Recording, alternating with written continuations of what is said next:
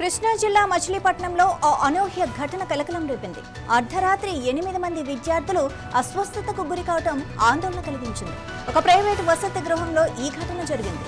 Nobel కళాశాల పక్కన ఉన్న ఒక ప్రైవేటు వసతి గృహంలో సోమవారం రాత్రి తీవ్ర కలకలం రేగింది.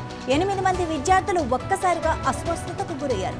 కాళ్లు తిమ్మెళ్లు రావటం, శరీరం వంకర్లు పోవటం, ఒంటిపై దద్దుళ్లు, కడుపులో వికారం వంటి లక్షణాలతో వారంతా ఇబ్బంది పడ్డారు. పరిస్థితి విషమించడంతో వెంటనే వసతి గృహ సిబ్బంది వారిని ప్రభుత్వ ఆసుపత్రికి తరలించారు.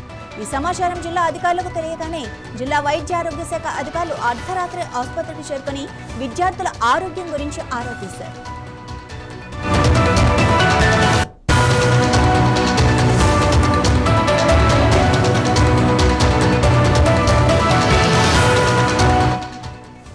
ఈ ఘటనపై భిన్నమైన వాదనలు వినిపిస్తున్నాయి. సోమవారం విద్యార్థులకు సాధారణంగా ఇచ్చే ఇమ్యూనిటీ బూస్టర్ వ్యాక్సిన్ ఇచ్చారని వసతి గృహం సిబ్బంది చెబుతున్నారు. ఆ వ్యాక్సిన్ ప్రభావం వల్లే విద్యార్థులకు అస్వస్థతకు గురయ్యారని వారు వాదిస్తున్నారు. వైద్య అధికారులు మాత్రం మరో కోణంలో చూస్తున్నారు. సాయంత్రం ఒక స్వచ్ఛంద సంస్థ అందించిన చికెన్ బిర్యానీ విద్యార్థులు తిన్నారని, దాని ద్వారానే ఆహార విషతుల్యం జరిగిందని వైద్యులు ప్రాథమికంగా భావిస్తున్నారు.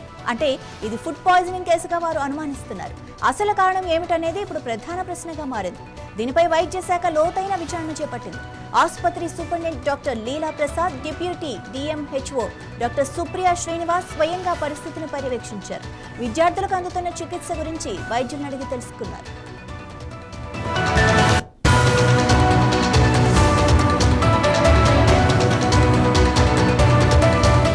DT injection 10 years 16 years booster dose వేస్తాము. అది టెటనస్ రాకుండా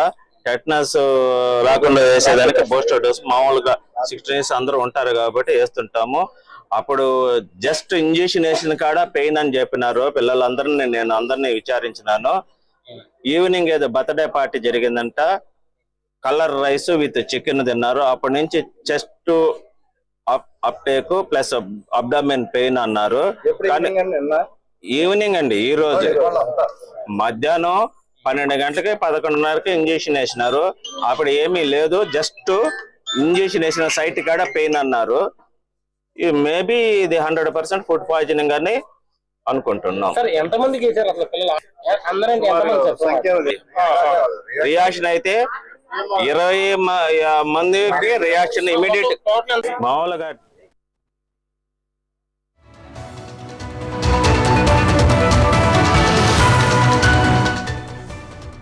ప్రస్తుతం అస్వస్థతకు గురైన విద్యార్థులందరి ఆరోగ్య పరిస్థితి నిలకడగా ఉందని ప్రభుత్వ సర్వజన ఆసుపత్రి వైద్యులు ప్రకటించారు.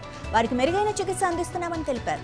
ఈ ఘటనపై ఆంధ్రప్రదేశ్ మంత్రి కొల్లూరు రవీంద్ర స్పందించారు. అలాగే కృష్ణా జిల్లా కలెక్టర్ డికే బాలాజీ కూడా అస్వస్థతకు గురైన విద్యార్థులకు అత్యుత్తమ వైద్య సేవలు అందించాలని అధికారులను ఆదేశించారు. వారి ఆరోగ్య పరిస్థితిని ఎప్పటికప్పుడు పర్యవేక్షించాలని సూచించారు. మంత్రి, కలెక్టర్ ఆదేశాలతో వైద్య శాఖ విచారణ ముమ్మరం చేసింది.